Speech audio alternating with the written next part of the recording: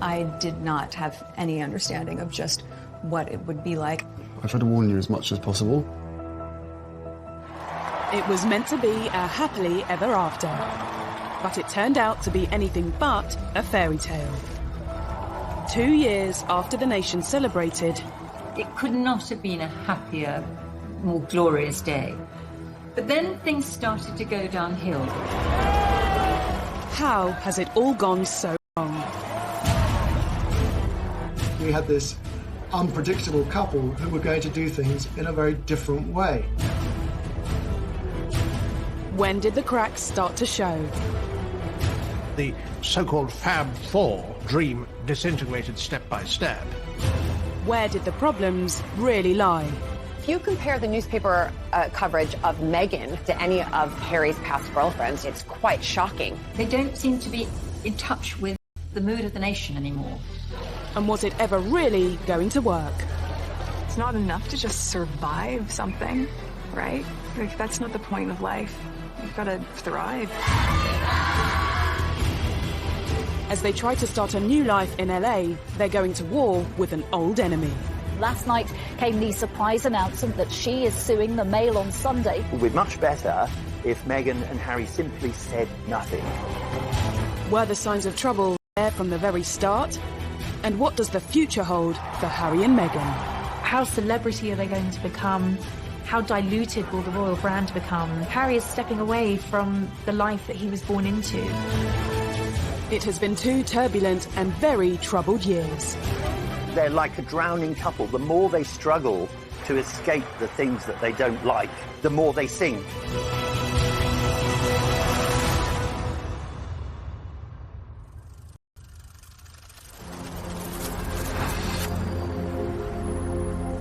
Harry and Meghan have changed the regal backdrop of Windsor for the luxurious Hollywood Hills. We won't be hearing about Harry, Meghan, and Archie and the royal family together as one for, I expect, for months to come until they come and visit over here, or maybe William and Kate and George and Charlotte and Louis will head on over to LA. Wouldn't that be a great photo op? They've also swapped the royal court for the High Court, in a legal battle which highlights so much of what's gone wrong in the past 2 years. Meghan's family issues, their fight for privacy, their war with the tabloid press. The court case could turn into their biggest nightmare. And it all centres on letters written.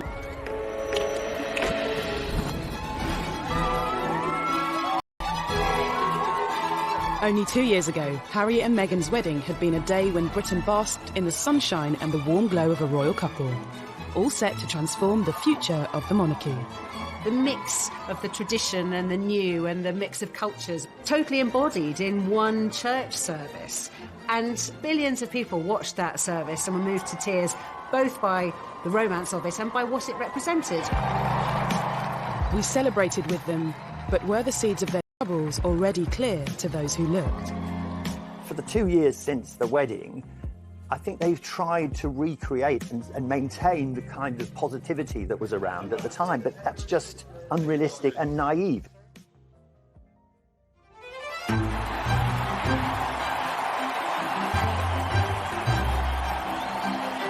Less than 10 years ago, Harry watched older brother William marry his queen. The future heir to the throne had officially settled down. But the younger prince didn't look likely to follow suit anytime soon. This was quite a difficult period in Harry's public image because whilst people loved the sort of cheeky, chappy image, once he was constantly being photographed falling out of Sloane nightclubs on the King's Road, people did start to slightly turn against him. Pressure on the prince's love life had also been building. After 2 long-term relationships came and went. The first love, Chelsea Davy, who he fell head over heels in love with, she had to look into the goldfish bowl of royalty and to realise absolutely this wasn't the life for her. Harry was disappointed. His second relationship with Cressida Bonus, an actor, and she too didn't like the idea of media intrusion. When you marry into the royal family, you have to give up so much individually. as a person, or at least that's what's expected of you. Girlfriend-wise, you know, it's just my private life, so it's a different story. But yes, I am very, very protective. Obviously, it is part of my life. It's something that is part of the baggage that comes with me. I wouldn't say that Harry was unlucky in love. He just hadn't found the right one until Meghan came along. And when American actress Meghan Markle did come along, she looked set to change everything. When Meghan first appeared with Harry, she seemed absolutely perfect. The fact that she was American, she was a career woman, she was mixed race. She brought a whole lot of new things into the royal family that the royal family needed. In this strong, striking, confident woman and the scrutiny of being in the public eye. But the nation's favourite prince, with a divorced Hollywood A-lister, raised some eyebrows from the start. Much attention was paid to her mixed heritage.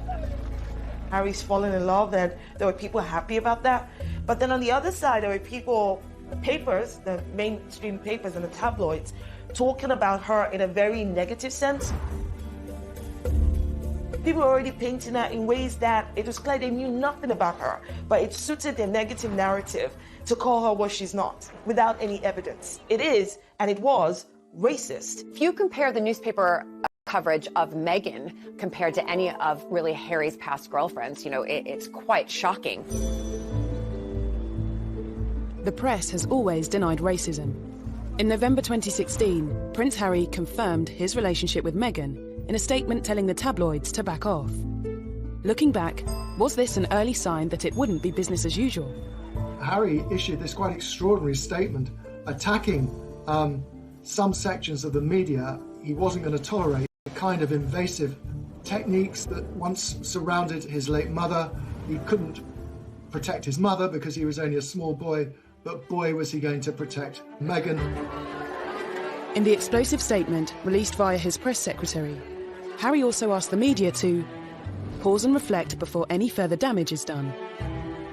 This statement packed a punch. It was Harry speaking in a way that he had never done before, and he was talking about levels of harassment, unacceptable levels of harassment, how Meghan had been the victim of sexist, racist comments and commentary and negative articles. He was clearly a very, very angry man, and actually, to a degree, he had a right to be. Prince Harry has always had a level of mistrust towards the media. But this was one fight that was always going to have an unhappy ending.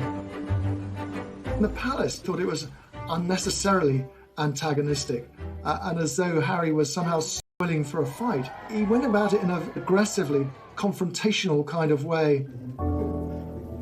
You cannot control the media. The Queen has managed to reach a position where she's very rarely criticised, because when she, in the past, has occasionally been criticised, she says nothing. It would be much better if Meghan and Harry simply said nothing. A year after Harry's unprecedented statement, news broke that he and Meghan were engaged. The nation's favourite younger brother decided to give us all some good news today by announcing he was to marry the likeable Meghan Markle.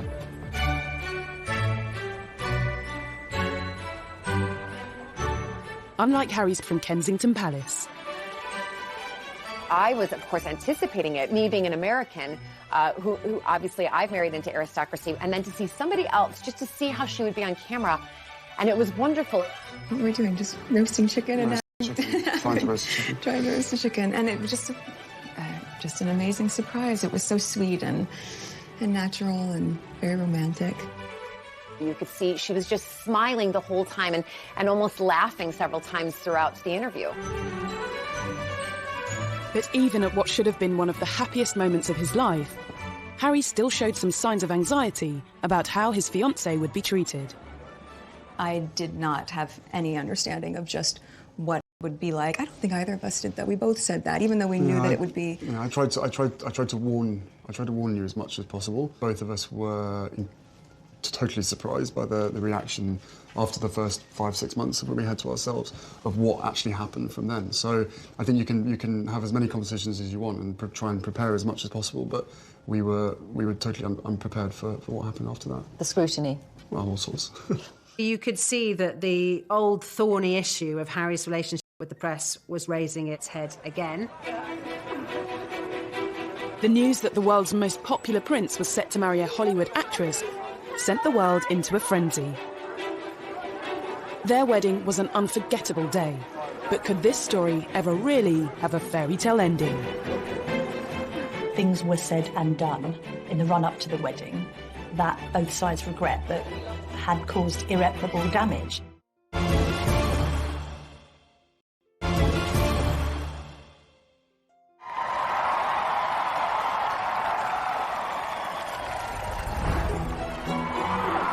On the 19th of May 2018, the eyes of the world were on St George's Chapel in Windsor. The wedding day was wonderful. Meghan looked beautiful in her dress. Harry couldn't have looked happier. The ceremony itself was so vibrant, it was so new, it was so different, it was so unique to the two of them. And I think it was the start of something very, very happy and very, very special. Nobody can deny that the wedding day itself was sparkling. It was magic. It was like Disneyland. The couple were given the titles Duke and Duchess of Sussex. Everything seemed perfect, but was there trouble and unrest, just hidden from view? Everybody was happy for Harry. Everybody thought Meghan was marvellous. It could not have been a happier, more glorious day. But then wheels started to come off amid suggestions that the couple had been a bit difficult over the planning of the wedding and that demands were being made that perhaps weren't quite in proportion with their place in the royal pecking order. He said before the wedding, what Meghan wants, Meghan gets. Negative reports surrounding claims of Meghan's behaviour emerged from within the palace. It's been reported that Meghan was demanding that she wanted a certain tiara to wear, and then she was given the one that she didn't want to wear. And claims Meghan rowed with Kate's staff, which were denied by Kensington Palace. Meghan just didn't like any pressure, and on a couple of occasions she actually told staff not to interfere. It was none of their business. She would have the wedding she wanted. No one had any idea that this was all building up into a much bigger and wider, more troubling picture. According to reports at the time, it was claimed Meghan also clashed with members of Harry's own family. Speculation was rife. There was a huge row when Kate was upset because Meghan insisted she didn't like the dress that Princess Charlotte was planning to wear as one of the bridesmaids. And inevitably, if you shout at someone in private and you're a royal, there is a good chance it will be leaked. There was a constant feed of endless negativity. Author Tom Quinn believes Harry and Meghan's private accommodation played a part in the tensions. Nottingham Cottage is in the grounds of Kensington Palace, and it's quite small. I mean, it's tiny compared to the enormous double apartment that Kate and William had. It was being pointed out to them in no uncertain terms. They weren't in the First Division because that place is held by William and Kate. So inevitably that led to friction. In Meghan's world, if you're determined enough, you can get to the top, but Meghan can't. She can't get to the top, whatever she does. Was the untraditional mix of American celebrity and British royalty ever really going to work? The wedding was also marred by controversies surrounding Meghan's father. We're talking a global wedding for millions to see across the world. People are anticipating this, and what's being reported day after day to the lead up of the wedding is about her father, Thomas Markle, and is he going to come over and walk her down the aisle? Are they speaking? Have they spoken? There was the whole farcical business of Thomas saying, I can't come to the wedding, but then photographs suddenly appeared, taken by a paparazzi, showing Thomas Markle being measured for a suit, looking at a book about English landmarks. And these pictures were sold all over the world to the huge impact. Thomas Markle couldn't walk Meghan down the aisle, but he did carry out a string of interviews with the British press. It meant he continued to dominate headlines even after the wedding. I'm a footnote in one of the greatest moments in history, rather than the dad walking her down the aisle. Millions watched this interview on ITV's Good Morning Britain as he explained why he staged paparazzi photos. They take all kinds of pictures of me that making me look negative. So I thought this would be a nice way of improving my look. Well, obviously that all went to hell. And I feel bad about it. I apologize for it. There seems to have been this toing and froing of mutual accusations where Meghan felt her father wasn't being sufficiently positive about the wedding, and Thomas Markle felt that there was no sympathy for him. Thomas Markle also discussed conversations he claimed to have had with Harry in private. I was complaining I didn't like Donald Trump. He said, give Donald Trump a chance. What were Prince Harry's views on Brexit? It was just a loose conversation about something that we have to try. I think he was open to the experiment. But text messages presented as evidence in Meghan's upcoming court hearing have revealed what conversations really took place.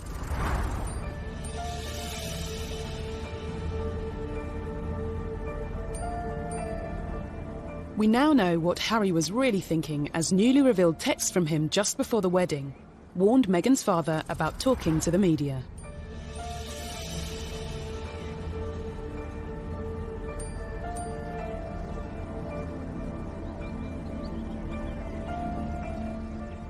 These text messages are actually evidence showing that they were reaching out to Thomas Markle, that they didn't close him off by any stretch of the imagination, that they were trying to contact him and speak to him.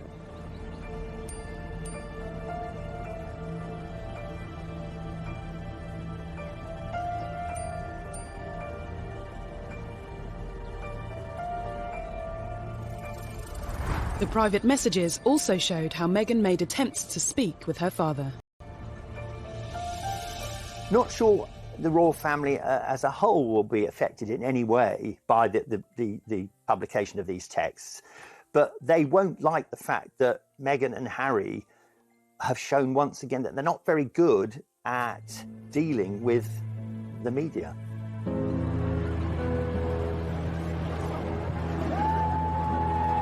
Evidence given to the High Court also confirmed that Thomas Markle hasn't been in contact with Meghan.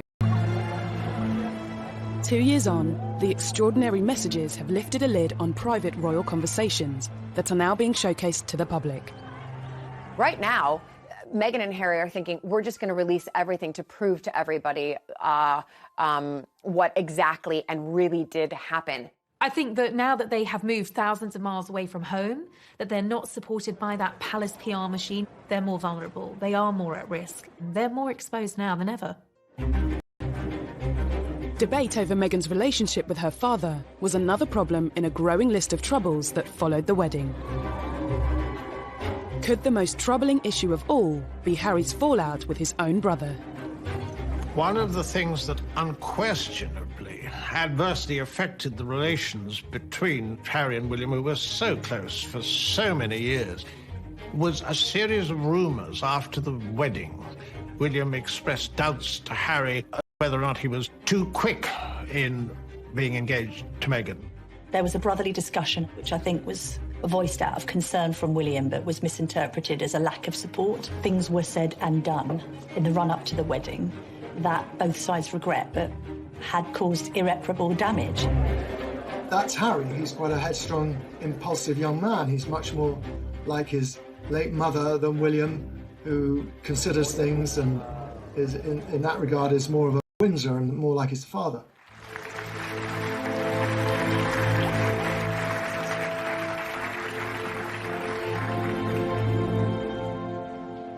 The alleged rift between Harry and William cast doubt over the future of the Fab Four, the title given to the brothers and their partners after they joined forces for the Royal Foundation charity.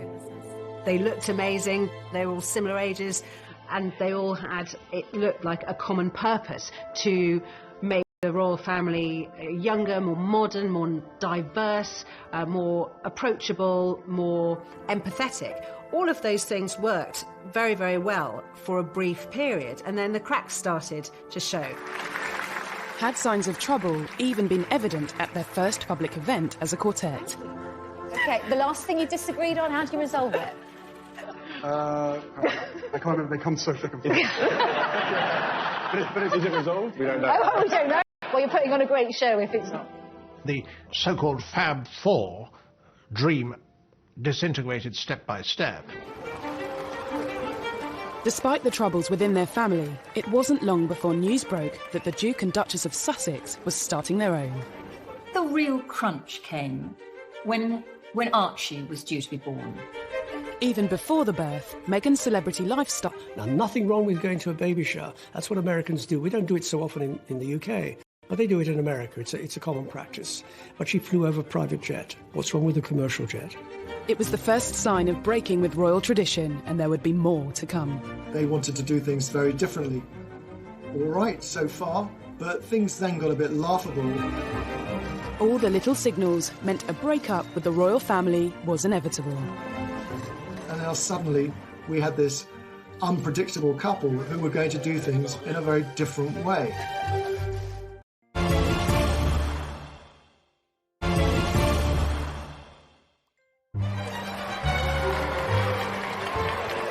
For decades, new additions to the royal family have been welcomed to the world on the famous steps of the Lindo wing of St Mary's Hospital in central London.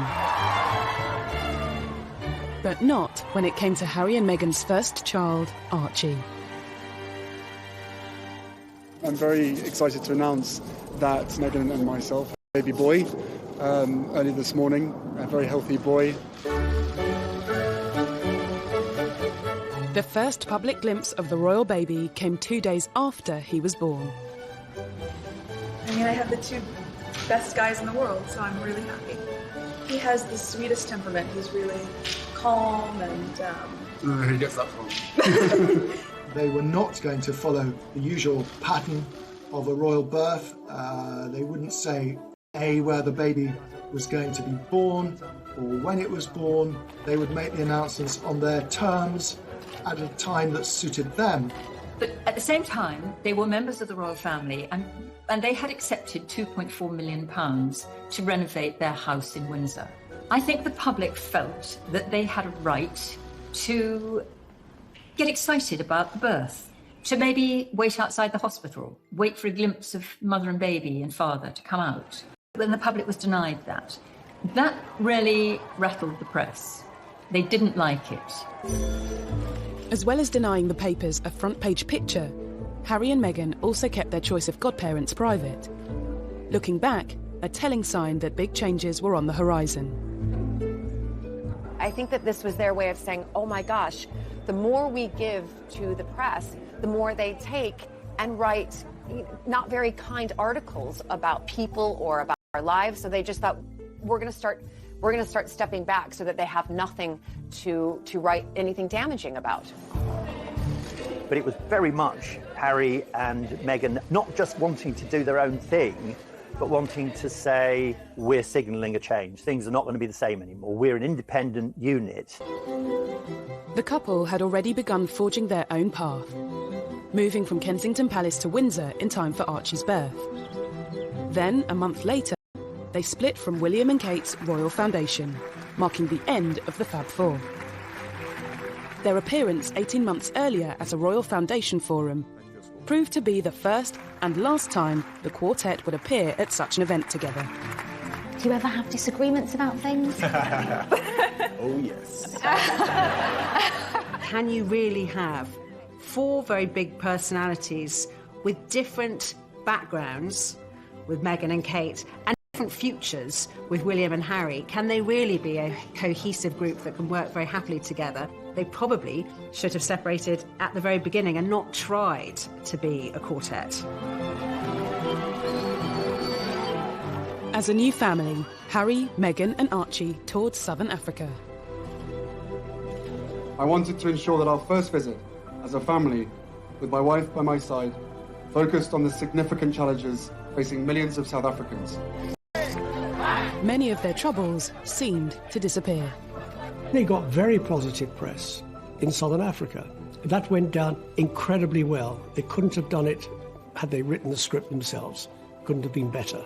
They were the golden couple sprinkling fairy dust all over southern Africa. And then at the end of that tour, they completely shot themselves in the foot. This led to the ITV documentary where they talked about being so deeply unhappy as senior members of the royal family, which hit the world like something of a thunderbolt. In a revealing documentary, Harry and Meghan expressed their true feelings and the problems bubbling under the surface. There's been a lot of talk in the press about rifts with your brother. How much of that is true?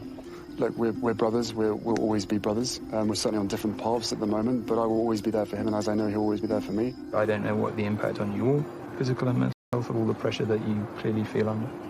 Thank you for asking, because not many people have asked if I'm okay. It's not enough to just survive something, right? Like, that's not the point of life. You've got to thrive, you've got to feel happy, and I think I really tried to adopt this British sensibility of a stiff upper lip. She did really try to adapt this British stiff upper lip, keep calm and carry on, you know, never complain, never explain. But let's remember, she's American. We like to complain and explain. Rather ill-advised in my view, because, you know, he talked about how, you know, grim their lives were against a backdrop of one of the most benighted and poorest parts on the globe. Wasn't enough. They also wanted to send a message to the tabloids. While Harry and Meghan were 5,000 miles from home last night, came the surprise announcement that she is suing the Mail on Sunday for publishing a private letter she wrote to her estranged father. Harry's bombshell statement at the end of that tour announcing that his wife was taking legal action against a newspaper, and really, well, a character assassination, I suppose, on the British media. No one expected it to end like that. Harry and Meghan were very publicly sharing their troubles with the world, and the world lapped them up. I think that part of the fascination and the outrage thrown at Harry and Meghan is probably deeply rooted in jealousy in some part, right? People don't want to accept that. Be it ordinary people like you and I, or, you know, high-profile people who just want to get in there. People think that Harry and Meghan is the next, I don't know, chapter or episode of Netflix's The Crown. No, these are real people. At Christmas, Harry and Meghan did things their own way again. They spent Christmas in Canada, not Sandringham. The only other time Harry had missed Christmas with the Queen was when he served in Afghanistan. And just 2 years earlier, the royal family had broken protocol to invite Meghan to the celebrations. Meghan was invited to Sandringham for royal Christmas before they were even married. She is the only royal girlfriend to have been afforded that privilege. So I think the royals went above and beyond and did everything they possibly could to make her feel at home. But their decision to skip Sandringham in 2019 was a clear sign of an imminent and much bigger decision. Once Harry and Meghan had gone to Canada for Christmas, once it became clear that they'd taken their dogs with them, it became very, very obvious that they weren't coming back anytime soon. Just before Christmas, he and Meghan decided to have a pause and think about what they wanted to do. They went off to Canada, and when they came back, it was announced early in 2020 that they were going to remove themselves from royal life.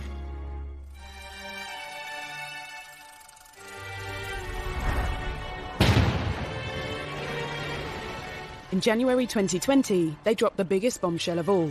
They said they intended to step back as senior royals. It was absolutely shattering. He gave other senior royals, including the Queen, almost no notice at all. And I thought that he and Meghan had gone rogue, and that this was a deplorable way to handle it. I think that the Queen should have been informed. There had been negotiations that had been going on for some time, but nothing had been decided. And he was told to commit his ideas to paper, and he responded, well, no, if I do that, it'll just end up in the newspapers. Essentially, on one hand, you had a royal family feeling that they were being bounced into making a decision on the couple's future, and the couple being very frustrated that the palace machinery wasn't quick enough to respond to their desire to change things. For many, what became known as Megxit now seems like it had been inevitable from the start. Harry and Meghan saw perceived slights at every twist and turn, and things which seemed quite minor became quite major, and it really came as no surprise as the weeks and months went by that really what they were angling for was not just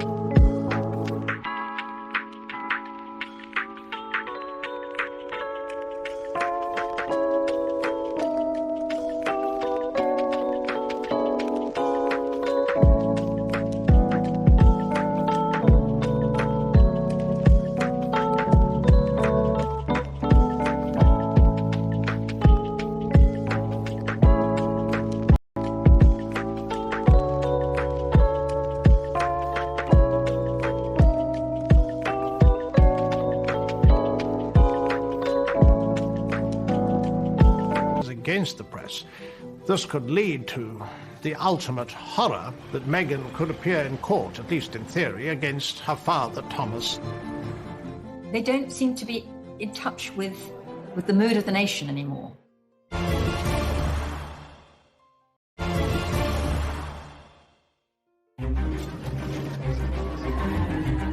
In the 2 troubled years since their wedding, Prince Harry and Meghan Markle have made no secret of their feelings towards the tabloids. Looking back, Harry has long been vocal about what he sees as press intrusion. They still upset me and I still read them. Why, I do not know. And so what do you think the public perception of Harry is? I don't know, it fluctuates. It depends on what the media want to write, I suppose. That feeling only grew when he and Meghan became a couple.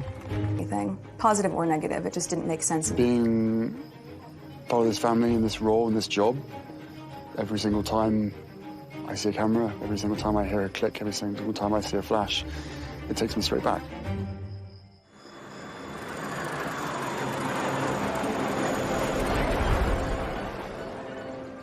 In a bid to distance themselves from the glare of the spotlight, Harry and Meghan went to Canada. I think the reason for this whole upheaval, I suspect, was that Meghan was unhappy here and Harry wanted to protect her and to make her happy. And I think she was unhappy probably because she had made some very big life changes in a very short space of time. She'd left her job, she'd left her country and all her support network in America. She had come to a new country, she'd married into a big family, and she'd taken on a new job, and she had had a baby. All of these things are huge events, and they'd happened in under 2 years. People had been putting the dots together and working out that actually they hadn't just gone for a long Christmas break. They really had escaped, as far as they saw it, and had no intention of coming back. There was shock in the wider British public. I think there was dismay and great sadness that it seemed so drastic. Any plans for an easy transition across the Atlantic soon hit controversy. Canada said it would not foot their security bill following their change in royal status. Security has always been so important for Harry, and he's stressed this throughout the negotiations. But this will be extremely costly. It's like a sort of daydream. It's like a dream of an ideal world where they can have a private life and they'll be able to do whatever they want. There wasn't an easy way for them to be half in and half out royals. Just days before their royal status was officially due to end, Harry and Meghan's plans, as US borders threatened to close amidst the coronavirus breakout, Harry, Meghan and Archie made a dash for California. Harry, I think, decided, probably quite impulsively, which is in his nature, to get Meghan back to her comfort zone. Their original plans have sort of fallen in tatters. They've got to decide what it is they want to do, how they want to do it, when they want to do it, and where they want to do it. They've got advisors around them, and I hope they're getting the right advice, because the right advice is not just about what is good for Canada and the United States, it's also what is not going to bounce back on the monarchy and on the institution. It's important that they take that into consideration as well. As Harry and Meghan attempted to settle peacefully into LA life, their battle with the British press continued. Their long-awaited court case Meghan is suing Associated Newspapers for misuse of private information, breach of data protection and copyright infringement, after a letter she sent her father was published by the Mail on Sunday. This is a private letter to her father expressing, her feelings, and having that released absolutely will cause distress on anybody. But to do so, she and Harry have had to reveal more personal information in court. They don't like being written about in the British tabloid press, but at the same time they are suing, and that will come out in the courts, all of the text messages and the documents. So they must feel very, very confident that what they have to show will, in one sense, vindicate them. Absolutely. They want to use this opportunity to change the narrative about Meghan being this distant daughter who doesn't care about her father. Clearly, it means a lot to her personally to be able to say, none of these things are true. I got in touch with my father. I tried to help my father. It was difficult to reach my father. He wasn't responsive. The reality is that they have to do this. And whether they win the court case or not, they're the first to do it, and I think that means a lot. The first round went in favour of the Mail on Sunday, with the judge dismissing some of Meghan's claims against the publisher, including allegations that it acted dishonestly. The judge threw out, in the preliminary hearing, threw out some of the allegations that Meghan and Harry had made against the Mail. He described them as irrelevant, just not part of anything the law could look at or decide on. But that was just the opening battle. When the case goes to trial, it could all get really uncomfortable. If you want less press intrusion, yet you launch court cases against the press, this could lead to the ultimate horror, and that would be that Meghan could appear in court, at least in theory, against her father, Thomas, who has contributed to a great deal of the adverse publicity that they've received. That would be a global news story and be truly bizarre. On top of Meghan's legal action, Harry has also filed a lawsuit against The Sun and the Daily Mirror for alleged phone hacking. I think Harry doesn't really like the press, and I think he often puts on a smile and a brave face, but deep down there's a loathing there. He's obviously trying to be specific with the Mail on Sunday's publication of Meghan's letter, and indeed he's being specific on hacking. If legal proceedings weren't enough, the pair have written an open letter to the Daily Mail, The Sun, the Daily Mirror and the Daily Express, signalling they're to expect no corroboration and zero engagement. Immediately it was picked up by the tabloids and made into a story itself, and it made Meghan and Harry also, it made them seem petulant. They'll dig around even more furiously now for the sort of information that Meghan and Harry don't want to come out, so it will have the opposite effect from the one intended. The choices he's going to have to make moving forward. But that absence of palace protection, which he did find frustrating, there is a sense that even before Meghan was on the scene, he was growing sick and tired of being told what he couldn't do by the palace. I'm not quite sure what it is that they want. You're taking on a big beast if you go to war with the tabloids. They are very powerful, and they have the ability to make or break. The months to come are going to be crucial for Harry and Meghan as they start a life away from the royal family and attempt to leave their troubles in the past. I think they are tremendously happy together, but there's a question that this is at a very high price. Harry and Meghan's life as a married couple at the forefront of royal duties in Britain lasted just 2 years. The couple's new life is here, Los Angeles. But it hasn't taken long for reports to emerge claiming Harry feels his world has been turned upside down and that he misses the military. When he did leave, he clearly wasn't ready or willing or able to completely sever those ties, which is why he's continued not just with some honorary titles and sort of bells and whistles jobs, but he wanted to really continue to support particularly injured servicemen, both with the Walking Charity and with the Invictus Games. And that has obviously brought him a lot of happiness. I think that's the thing he's going to miss the most now that he's not in the UK. He'd be like a lost soul there. It'd be far worse for Harry in America than it was for Meghan in England, because he's not as tough as she is. It seems for Meghan, there's no place like home. If you look at the photos when we were first kind of introduced to Meghan, she was in yoga leggings, she was in her Ugg boots, she was casual, and then all of a sudden she moves over here and she's in, stockings, or as I would say, pantyhose, wearing a dress, having to wear a hat, full hair and makeup, heels all of the time, and all of a sudden they've gone back to North America and she's back in her yoga pants and, her comfy boots and casual and going back to how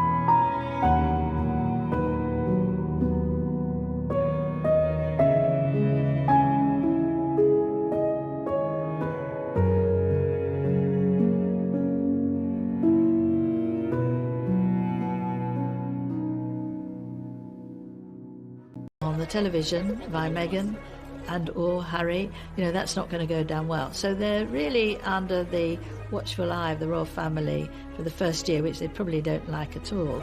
The door has been quite clearly left open by the Queen for them to return to the royal family if that was what they wanted to do.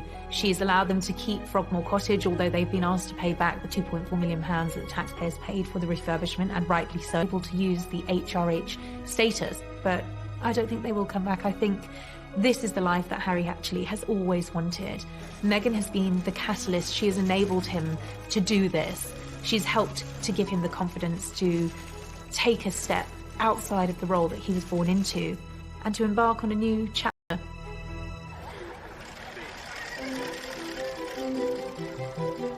They may be at the start of a new chapter, but it's been a troubled 2 years for Harry and Meghan. Looking back, were there signs of trouble from the start? And looking to the future, are there signs of more trouble yet to come?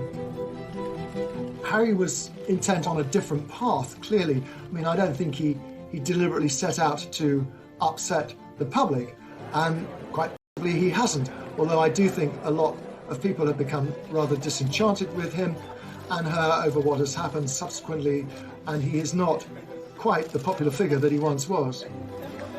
No matter what, someone is going to be criticizing them, no matter what they do. They have this wonderful platform and they know it. I don't think they're getting very good advice at the moment, and I don't think they are thinking a lot of these things through. Harry and Meghan are no different from any other couple out there. This is one of the fights that they have to undertake together.